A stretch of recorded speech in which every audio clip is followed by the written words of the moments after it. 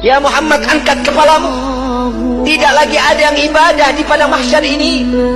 Mengangkat kepala, lalu sujud lagi Allah di hadapan Allah. Nabi Muhammad SAW diangkat lagi.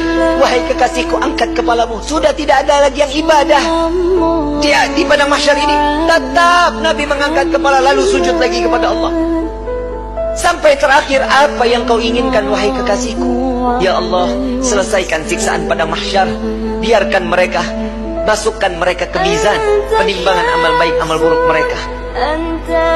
Ya Muhammad, engkau meminta tanpa sujud kepadaku, aku akan memberikan apa yang kau inginkan. Nabi Muhammad SAW tanpa sujud, jika dia meminta kepada Allah, pasti akan dikabulkan. Dengan akhlak baginda Rasul SAW, beliau sujud, tahu beliau adalah seorang hamba yang pantasnya untuk sujud kepada Allah. Dia adalah Nabi SAW. Tatkala mereka datang bersama dengan Nabi, ya Rasulullah, mintalah permohonan kepada Allah. Apa jawaban Nabi? Analaha, analaha, analaha. Aku yang dapat menolong kalian. Aku yang akan memberikan syafaat kepada kalian. Aku yang akan membebaskan kalian dari siksaan padang mahsyar di hari ini. Saat dia meminta selesai padang mahsyar, masuk mereka semua ke mizan. Sampai di mizan, Nabi berdiri di depan mizan, melihat rombongan daripada umatnya. Saat beliau dalam keadaan dosa yang begitu besar, Nabi sujud kembali di hadapan Allah. Ya Rabb, doa baginda Rasul SAW, ya Allah, ringankan beban dosa umatku, beratkan pahala mereka, ampuni dosa mereka ya Allah. Kita berbuat dosa di atas bumi Allah. Nabi yang terus menerus, sampai di mizan pun Nabi sujud kepada Allah agar kita diselamatkan, dibebaskan, agar masuknya kita ke dalam syurganya Allah. Setelah mizan, Nabi SAW berdiri lagi di sirat.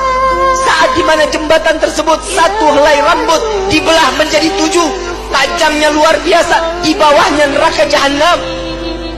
Nabi menunggu sampai ada umat yang ingin tergelincir, dipegang oleh Nabi, dituntun sampai di ujung daripada jembatan tersebut. Nabi menjaga umat sampai saat di dalam surga kelak, Nabi berdiri di depan pintu surga, tidak masuk ke dalam pintu surga, menunggu satu persatu agar masuk, mereka dimasukkan ke dalam surga. Sampai di dalam riwayat Siti Fatimah bertanya, ya Rasulullah, untuk apa kau berdiri di depan pintu surga? Aku menunggu umatku. Jika satu yang tertinggal belum masuk ke dalam surga, maka aku tidak akan pernah masuk ke dalam surganya Allah. Huwa Muhammad, dia adalah Sayyiduna Muhammad. Sampai di dalam satu riwayat lain, Rasulullah izin kepada Allah melihat daripada daftarnya, umat satunya belum masuk ke dalam surganya Allah. Nabi berbincang kepada Allah, ya Rabb, izinkan Muhammad untuk memeriksa neraka. Sampai beliau masuk ke dalam neraka, mencari umatnya, lalu setelah itu diambil, lalu dibawa masuk ke dalam surganya Allah. Dia adalah Sayyiduna Muhammad. Dia adalah pemimpin kalian. Dia adalah Nabi kalian. Dia adalah Rasul kalian. Tidakkah kalian malu tatkala kalian berbuat dosa di hadapan Allah? Sampai kapan hidup kita selalu tutup mata di dalam kemaksiatan kepada Allah?